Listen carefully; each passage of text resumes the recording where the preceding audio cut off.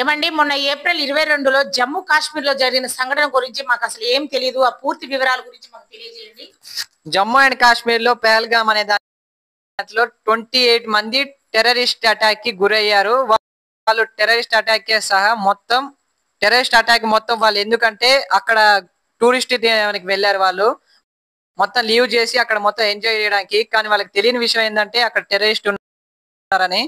వాళ్ళని టెర్రరిస్ట్ పట్టుకొని వాళ్ళని ఇలా షూట్ చేసి మీరు హిందూసా కదా ముస్లిమ్స్ అన్న వాళ్ళని పక్కకు లాగేశారు. ఒక ముస్లిం ఆయనను కూడా చంపేశారు లేండి ఆల్రెడీ. ఒక ముస్లిం ఆయన అంటే వదిలేయండి అని అడిగినందుకు ముస్లిం ఆయనని చంపేశారు. అలాగే అతను ఇండియాలో నివసిస్తున్నందుకు మీరు ఎందుకు అట్లా నివసించడం, ఇక్కడ మా దగ్గరకు వచ్చే అన్నందుకు కూడా ఆయన ఇంకొకరు చంపేశారు. ఇంకో విషయం ఏంటంటే ఒక భార్యాభర్తలు అప్పుడే పెళ్ళి అప్పుడే 2 months తర్వాత అక్కడికి వచ్చారు. వాళ్ళని 3rd month లో వాళ్ళు అక్కడికి వెళ్దామని ట్రిప్ ప్లాన్ చేసుకొని ఒక 1 month ఉండడానికి వస్తే వాళ్ళని పట్టుకొని వాళ్ళిద్దరిని చంపేశారు. ఒక ఆయన అయితే మెడకాయ కోసేశారు. ఇవన్నీ భార్యాభర్తలు ఇద్దరిని చెప్పేశారా? భర్తను ఒకరిని చంపేశారు. భార్యని పక్కకు పెట్టేశారు. లేడీస్ ముట్టుకోలేదు. కానీ మీ వెళ్ళి నన్ను కూడా చంపేయమని ఆ భార్య అడిగింది. కానీ వాళ్ళు ఏంటంటే భార్యని చంపేయకుండా మీరు నన్ను కూడా చంపేయండి అంటే వెళ్ళి మీ మోదీకి చెప్పుకో, మేమేం చేయం, నిన్ను వెళ్ళి ఆయన ఏం పీక్కుంటాడు పీక్కోమని చెప్పి అన్నాడు. వాళ్ళకి కాలేసరికి ఇక వెళ్ళి మోదీకి వెళ్ళి చెప్పారు. మోదీ అయితే ఫస్ట్ డేనే అక్కడ నుంచి అక్కడ ఆయన ట్రిప్ లో ఉన్నారు. మోదీ గారు ట్రిప్ నుంచి క్యాన్సిల్ చేసుకొని వచ్చేసారు. మోదీ గారు అయితే ఈ సంఘటనలో 28 మంది టెర్రరిస్ట్ అటాక్ కి గురయ్యారు. వాళ్ళ ఫ్యామిలీస్ ఇవన్నీ ఇప్పటికీ బాధపడుతున్నారు. ఇండియాకి ఇప్పుడే ఒక పెద్ద ప్రాబ్లం వచ్చి పడింది. ఆ టెర్రరిస్ట్ అటాక్ ని ఇంకా పాకిస్తాన్ వాళ్ళని అడిగితే వాళ్ళు ఏమని చెప్పారంటే ఇది మా పోలీసు వాళ్ళే, మేమే అలా చేసాం, మా దగ్గరకు వచ్చినందుకు అలా వాళ్ళు వచ్చి ఏదో తప్పు మాట మాట్లాడని అబద్ధం ఆడి అలా చేశానని చెప్పారు. కానీ నిజాం విషయానికి వస్తే మాత్రం వాళ్ళు వేరే విషయం మీద చంపేశారు వాళ్ళని. అందుకే అలా వీళ్ళని ఒక క్రిటికల్ గా వీళ్ళ ఫ్యామిలీస్ అయితే చాలా మంది లాస్ అయ్యారు. సార్ మన వాళ్ళు ఎలా రియాక్ట్ అయ్యారో అలాగే మన వాళ్ళకి ఎలా వాళ్ళతో ఫైట్ చేయడానికి మన వాళ్ళు తీసుకున్నారో నిర్ణయాలు కొంచెం మాకు చెప్పగలుగుతారా ప్లీజ్? మీకు తెలిసిన వరకైతే చెప్పండి. ఇంత పాపులేషన్ ఉన్న లార్జెస్ట్ కంట్రీలో ఇలా అటాక్ జరగడం చాలా ప్రాబ్లం అయింది. దీని మీద మీరు కొంచెం మన ఇండియా ఒక బెస్ట్ కంట్రీ, అలాగే ఇండియాస్ ఫస్ట్ లార్జెస్ట్ కంట్రీ.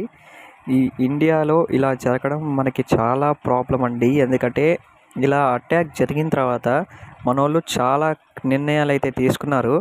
వాళ్ళకి వాటర్ ఆపడమైనా కానీ వాళ్ళకి ఏదైనా కానీ ఇవన్నీ నిర్ణయాలు అయితే వాళ్ళు తీసుకున్నారు. వాటర్ ఆపేశారు. ఇప్పుడు వాళ్ళు వాటర్ లేదని రోజుకి కొట్టుకొని వేరే ప్లేస్కి కూడా వెళ్ళిపోతున్నారు. ఇది మీరు అర్థం చేసుకోవాలి. వాళ్ళని ఏ రేంజ్లో మన వాళ్ళు చికా చేశారు. మనల్ని వాళ్ళు ఫస్ట్ నుంచి మనం వాళ్ళతో ఉండాలి, వాళ్ళతో కలిసి ఉండాలి అని ఆలోచిస్తున్నాం. బట్ వాళ్ళు అలా నిర్ణయాలు తీసుకోలేదు. విషయానికి వస్తే మాత్రం వాళ్ళు మనతో ఉండడానికి కూడా సిద్ధంగా లేరు.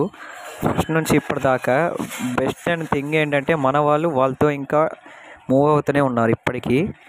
ఇక్కడ మన ఇండియాలో ఇంకో రెండో నిర్ణయం కూడా తీసుకున్నారు. అదేంటంటే మన ఇండియాలో ఉన్న పాకిస్తాన్ వాళ్ళని మళ్ళీ పాకిస్తాన్కి తిరిగి పంపించేయాలని.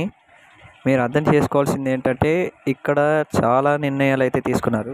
సార్ కొంచెం మీరు మాకు ఎలాగైనా ఈ వాళ్ళ బలగం ఏంటి మా బలగం ఏంటి కొంచెం చెప్తారా? వాళ్ళ బలగం మన బలగంతో కంపేర్ చేస్తే మనం బలగానికి వాళ్ళ ముందు కూడా పనికిరారు. ఎందుకంటే మన దగ్గర ఉన్న వెపన్స్ అయినా కానివ్వండి, ఆర్మీ ఫోర్సెస్ అయినా కానివ్వండి, వేరే కంట్రీస్లో కూడా ఇలా ఈ రేంజ్లో అయితే ఉండదు. మన ఆర్మీ వాళ్ళు ప్రతి ఒక్క చర్య తీసుకుంటున్నారు. ప్రతి ఒక్క నిర్ణయం మన కోసమే తీసుకుంటున్నారు. మీరు అర్థం చేసుకోవాల్సిన విషయం ఏంటంటే మనోళ్ళు ఇప్పుడు కొత్త వెపన్స్ తయారు చేస్తున్నారు, మిసైల్స్ తయారు చేస్తున్నారు. ఆల్రెడీ ఇక్కడ మొన్ననే ఒక ఈగల్ని పంపించారు, గద్దెని వాళ్ళ సైడ్ పంపించుకొని ఆ ఇన్ఫర్మేషన్ అంతా గ్యాదర్ చేస్తున్నారు మన వాళ్ళంతా. అది చిన్న డ్రోన్ పెట్టి, దాని పేరు కూడా ఏదో ఉంది, నాకు గుర్తు రావట్లేదు ప్రజెంట్ అయితే. దానికైతే ఇప్పటికి చాలా విషయాలు అయితే మన వాళ్ళు చేస్తున్నారు. మన ఇండియాకి జరిగిన అన్యాయం వేరే చోట ఇంకెక్కడ జరిగినా కానీ ఎవరైనా భయపడాలి చేయాలన్నా కానీ అని ఈ విషయం మీరైతే ప్రతి ఒక్కరు అర్థం చేసుకోవాలి. సెకండ్ పాయింట్కి వస్తే మాత్రం మనకైతే వీళ్ళు ఖచ్చితంగా ఇప్పుడు పాకిస్తాన్ వాళ్ళు వాళ్ళ ప్రెసిడెంట్ ఒక మాట అన్నాడు మనల్ని, మన వాళ్ళ గురించి నిన్ననే తెలుసుకున్నాను సార్. మేము ఇక్కడ మన వాళ్ళు ఇప్పుడు వాళ్ళ మీద చాలా చర్యలు అయితే తీసుకున్నారు. మన వాళ్ళు అయితే నాకు తెలిసిన బట్టి మొన్ననే వాళ్ళ మీద వెళ్ళి అటాక్ చేసి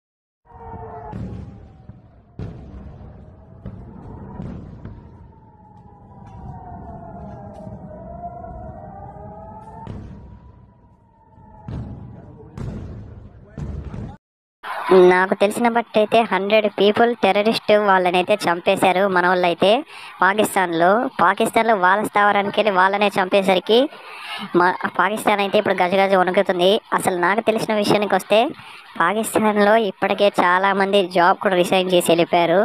ఎందుకంటే మన దగ్గర మిసైల్స్ ఇవన్నీ ఈసారి వాళ్ళకి చైనా కూడా హెల్ప్ చేయదని విన్నాను. జై జవాన్ జై కిసాన్ అంటూ మన వాళ్ళందరికీ హెల్ప్ చేశారు. ఇద్దరు